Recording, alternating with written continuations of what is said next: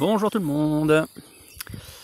Retour sur l'utilisation de l'enrubanage pour pailler dans le jardin et l'efficacité comparée à d'autres techniques.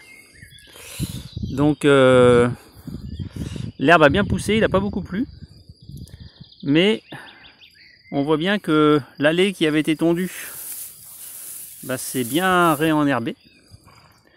Juste à côté, on a la zone qui, elle, n'avait pas du tout été tondue.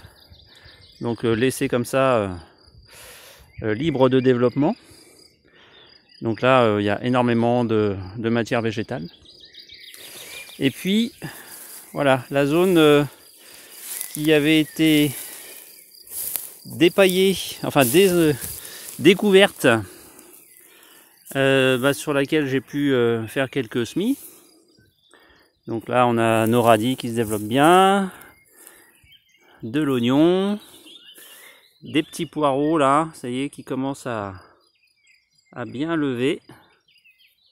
Voilà, ici, là. Alors bien sûr, hein, il y a plein d'herbes, puisque la nature a horreur de laisser le sol nu. Donc là, ça c'est du bon Henri, du kénopode. Donc c'est comestible, hein, on peut le manger. Plutôt jeune, et des pousses terminales, c'est très tendre. Et si on regarde l'efficacité de notre paillage avec de l'enrubanage sur la zone qui était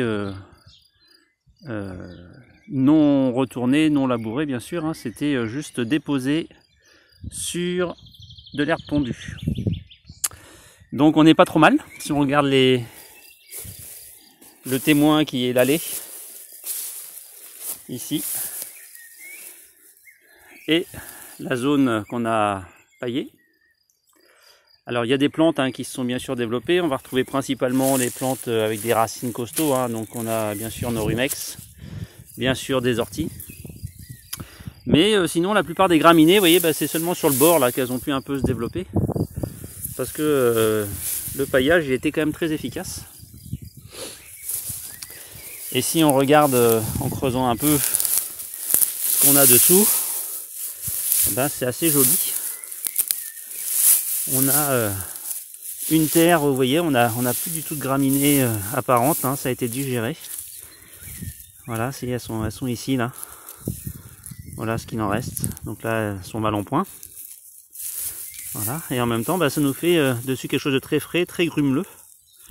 Donc il serait assez sympa pour y mettre par exemple des pommes de terre. Voilà ce qui reste, vous voyez, j'arrive à les arracher facilement. On voit qu'elle essaie de redémarrer. Les mauvaises herbes là, donc c'est des graminées, hein. Mais faute de lumière, faute de force et le fait qu'elles aient une masse végétale quand même d'un bon 25-30 cm sur la tête, et l'enrubanage c'est assez dense. Voilà, plus c'était un peu mélangé avec des bouses, puisque les vaches avaient... on s'en était servi un peu aussi comme litière. Bon, on a quelque chose quand même qui a été très efficace. Et la question est maintenant de savoir si on plante les pommes de terre directement dedans. Et puis voilà, on recouvre pour les laisser démarrer. Ou si on fait une autre technique. Alors moi je vais partir plutôt sur l'autre technique. Parce que en fait j'ai pas mal de rongeurs là. Et qui apprécient ce paillage parce qu'ils peuvent se faire des belles galeries dedans. Et moi je crains que mes pommes de terre... Là ici par exemple j'ai trouvé, là voilà, là on a une belle galerie qui démarre ici là. Je peux mettre mon doigt sans problème là.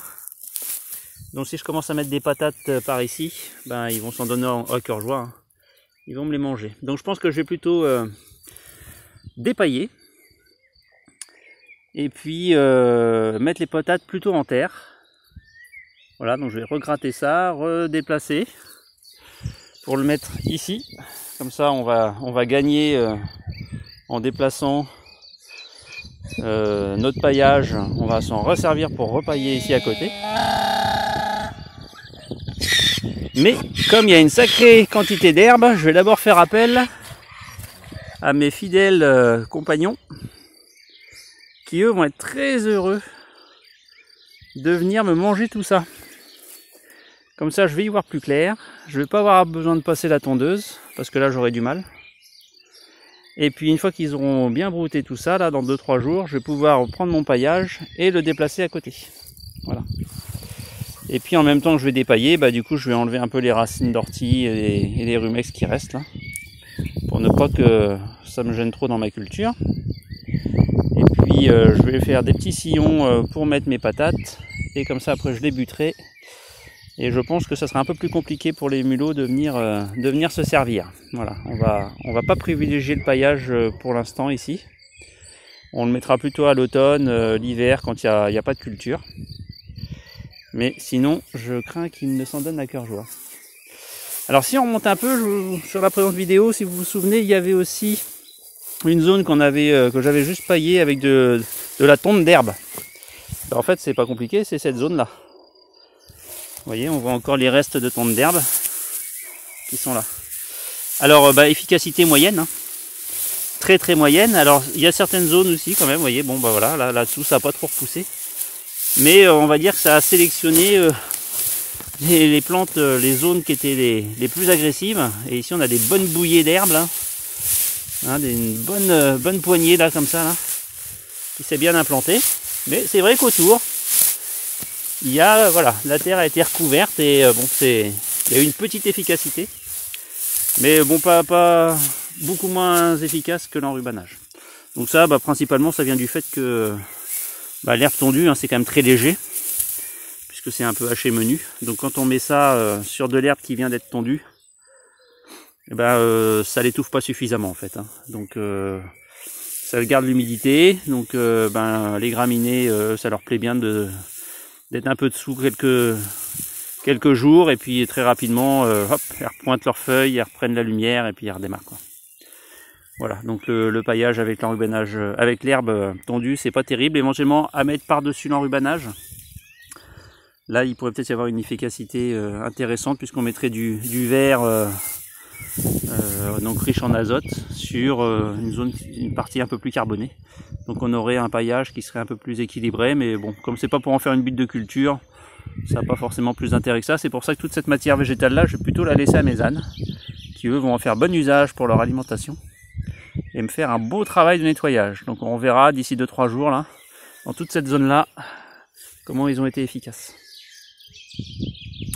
Voilà, donc on est encore que début mai, donc les 5 glaces sont pas passées, mais a priori il n'y en aura pas cette année, parce que on nous annonce quand même une semaine très estivale avec des températures la nuit assez douces. Donc voilà, l'objectif la semaine prochaine, c'est de dégager le paillage et de mettre nos pommes de terre. Voilà, alors on manque d'eau, hein, bien sûr, là c'est le gros problème cette année, grosse sécheresse. Donc 2-3 arrosoirs tous les 2-3 jours là pour pas perdre des semis. Ouais, je crois qu'ils sont impatients là. Donc je vous dis à très bientôt pour une suite sur cette vidéo, pour voir l'avancée. À très vite.